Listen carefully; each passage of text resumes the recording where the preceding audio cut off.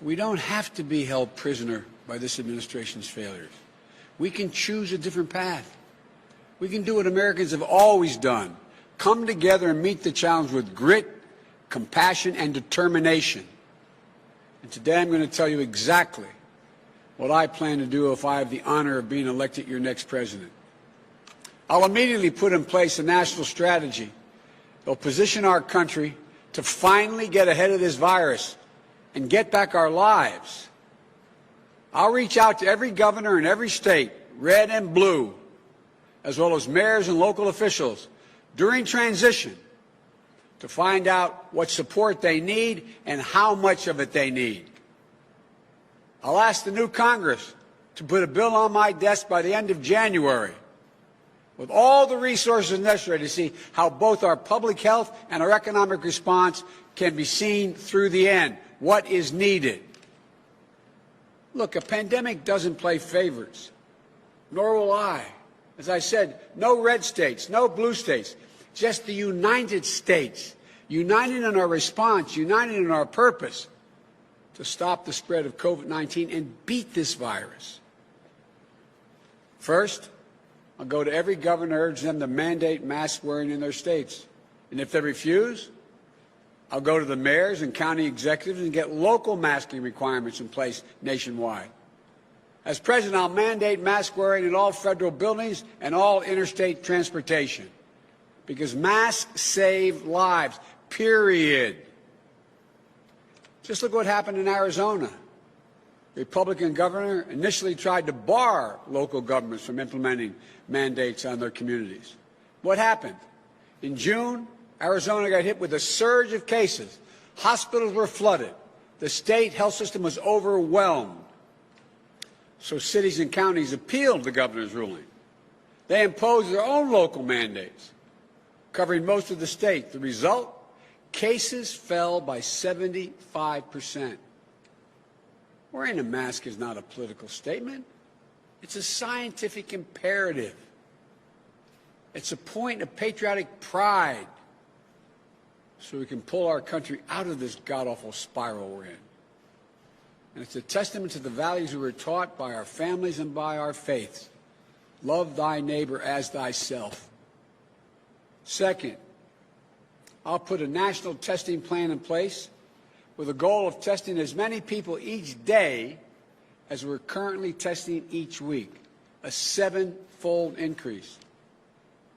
There's a key difference in this campaign between Donald Trump and me. I believe in testing. Donald Trump does not. I believe in science. I believe in public health officials. I believe in the example of other countries which prove that widespread testing is needed to regain the health of our nation, to reopen safely, and critically, to stay open. Every school, every worker, every American should have easy access to regular, reliable, free testing. To achieve this, we need to increase both lab-based diagnostic testing, with the results back within 24 hours or less, and faster, cheaper screening tests that you could take right at home or in school.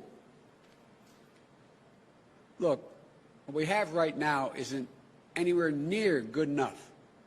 States are still improvising on the fly. School districts are still mostly on their own. And many Americans still don't know when it's important to get a test or how. This isn't beyond our capacity to master.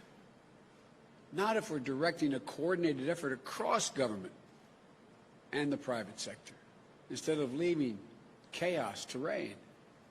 We'll manufacture the lab supplies needed to make sure we have enough tests. And we'll tap more of our nation's lab capacity so you can get your test results more quickly. We'll build a national corps of contact tracers to work closely with trusted organizations in these communities that are most at risk. We'll also take steps to ensure that no one has to choose between getting a test and putting food on the table. Look, and that no one is scared that being tested for COVID might jeopardize their immigration status. The only way we'll defeat this virus is if we defeat it everywhere. Third point I'd like to make is we'll close the personal protective equipment, the PPE gap, and get the gear out where it's needed. Every healthcare worker will have a reliable supply of properly fitted N95 masks. It's unconscionable. There are more than 8 months into this crisis, and frontline healthcare workers are still rationing their personal protective equipment. As President, I'll use the full power of the Defense Production Act to drive the manufacturing of personal protective equipment, masks, gloves, gowns, and more, and ensure this is distributed equitably. Look, we won't stop until the nation's supply exceeds the demand and our stockpile is replenished, especially in hard-hit areas and in communities that are disproportionately impacted by the virus. I will appoint a fully empowered supply commander who's in charge of filling in the gaps. We'll make sure we can manufacture critical supplies right here at home so we're not dependent on other countries in this crisis. Fourth, we'll provide consistent, reliable, trusted, detailed, nationwide guidance and technical support for reopening safely and the resources to make it happen. We need a single source of guidance that we can trust, where we know the information won't change for any reason other than the science that guides it. Not political expediency, not public image. It won't be easy as to open or close. Social distancing isn't an on or off thing. And we're learning more every day about the virus and how it spreads.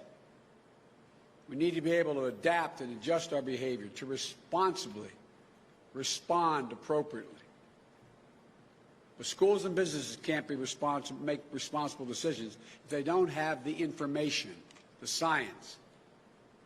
It's not just more detailed, effective guidance they need. It's consultations and technical support so people have a place to turn with their questions. It's having a government that's in your corner, not a government that's turned its back on you. And once we get our federal, state, and local governments working together, once there's universal masking, enough PPE and testing to go around, science-backed guidance to help us make the right decisions, then we can get our kids back to school safely, our businesses growing, and our economy running again without wasting another minute. As I said last night, I'm not going to shut down the economy.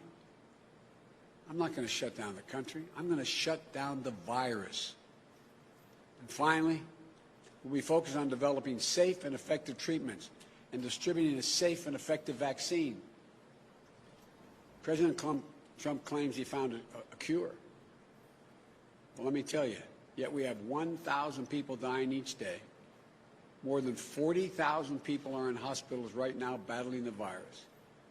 Life-saving therapies shouldn't be just available to the wealthy and the well-connected. We need to make sure they're available to everybody, available and affordable.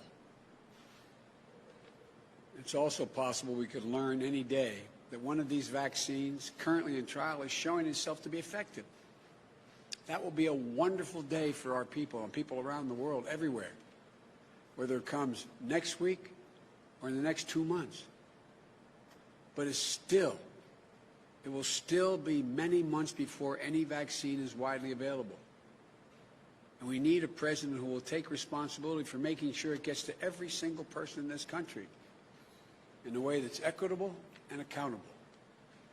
We need a president who, in the meantime, is doing his job to protect the American people. Once we have a safe and effective vaccine, it has to be free to everyone, whether or not you're insured. Let me say that again. The vaccine must be free and freely available to everyone. This is just not one more reason why it's so despicable that Donald Trump is fighting in the middle of a pandemic to get the U.S. Supreme Court to strike down the entire Affordable Care Act, which I worked so damn hard to get the votes for. Under the ACA, insurers are required to cover recommended vaccines for free. So overturning the ACA would mean people have to pay to get the COVID-19 vaccine. That's wrong. Very, very wrong. Unlike Donald Trump, I believe health care isn't a privilege. I think it's a right. That's why, as president, I'll protect and build on the ACA by adding a public option that will compete with private plans to expand coverage and lower health care costs across the board. I'll bring down drug prices by allowing Medicare to negotiate with pharmaceutical companies. I'll make sure Americans have insurance. Those with insurance have access to free COVID-19 vaccine. And I'll direct the federal government to bulk purchase as many doses as is necessary of the COVID-19 vaccine so we can provide it free to those who are uninsured, underinsured, or Medicaid eligible. Throughout all this, yes, Mr. President, I'll listen to the scientists and I'll empower them. I know how much President Trump has damaged faith in our institutions, in our leaders, in government itself. We have to rebuild the trust between the public and its public servants. It's one of the most difficult tasks we'll face in the coming years. But if I'm elected president, I'll always give it to you, as FDR said, straight from the shoulder. I'll deliver on my promises. I'll listen to the American people, no matter what their politics. I'll let the doctors and the scientists speak freely so you can make the best decision possible for yourself and for your family. And I won't let 4 years of Donald Trump rob us of those fundamental American qualities, our hope in the future and our faith in ourselves. We can beat this virus. We're not too divided to achieve big things. We're America. We can do this. We've never failed when we work together. Imagine a true nationally coordinated plan where we spare no expense so our schools have the resources they need to reopen with full health and safety protocols in place. Imagine every small business getting a restart package that helps cover the cost of installing plexiglass, providing PPE, and more to minimize the risk of exposure for customers and workers. Imagine our older Americans and people with disabilities having the peace of mind that comes with trusting that the public health system is working for them. Imagine, instead of staying locked up in their rooms, they're able to hug their grandchildren or those who they love and haven't been able to see. Imagine if you're a member of a community that has been hit particularly hard, Black, Latino, Asian Americans, or Native Americans. Imagine a public health and economic response that treats your needs as a priority, not as an afterthought. Imagine a day in the not-too-distant future when you can enjoy dinner with your friends and your family, and maybe even go out to a movie. Or when you can celebrate your birthday, weddings, graduations, surrounded by your nearest and dearest friends. That's the Biden-Harris agenda to beat COVID-19. It's going to take all of us working together, and that's not hyperbole, all of us working together, watching out for one another. We're all still going to have to wear our mask, a practical social distancing a while longer. It's going to be hard, but if we follow the science and keep faith with one another, I promise you, we'll get through this and come out the other side much faster than the rate we're going now. Look, you all know this. The American people have always given their best to this country in times of crisis. And this time isn't any different. I'm not joking when I say this. I think every day about the brave doctors and nurses and hospital workers, police officers, firefighters, EMTs, and other first responders, who not figuratively, but literally, are putting their lives on the line day in and day out to care for people. I think of the essential workers who carried the rest of us on their shoulders through these many months. The grocery store clerks, the delivery clerks, the drivers, the folks on the assembly line, the meat packers, and so many more. People too often overlooked. Too often overlooked. undercompensated. They've given the best to their country when we need them the most. Think of the small businesses who moved heaven and earth to try to take care of their employees and keep their businesses open. And sadly, of all those who couldn't because they didn't get the help they were promised. I think of the parents juggling working from home with the added demands of overseeing their child's educations. Think about the educators who are spending hours learning how to teach online.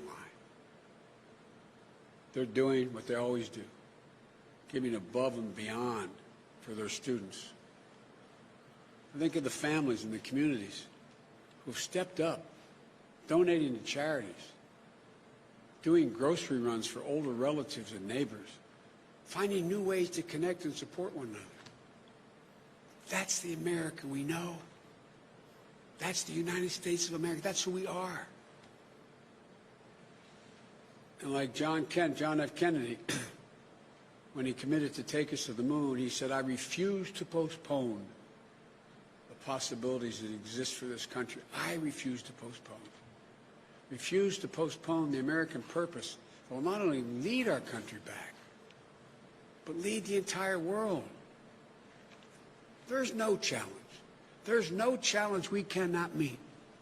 No enemy we're unable to face. No threat we can't conquer.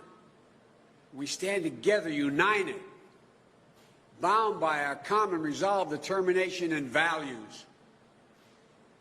Folks, together we can harness the unlimited potential of the American people, not just to get back where we were before this virus hit us, but to get back better.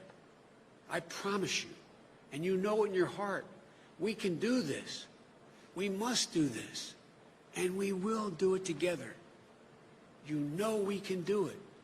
This is the United States of America.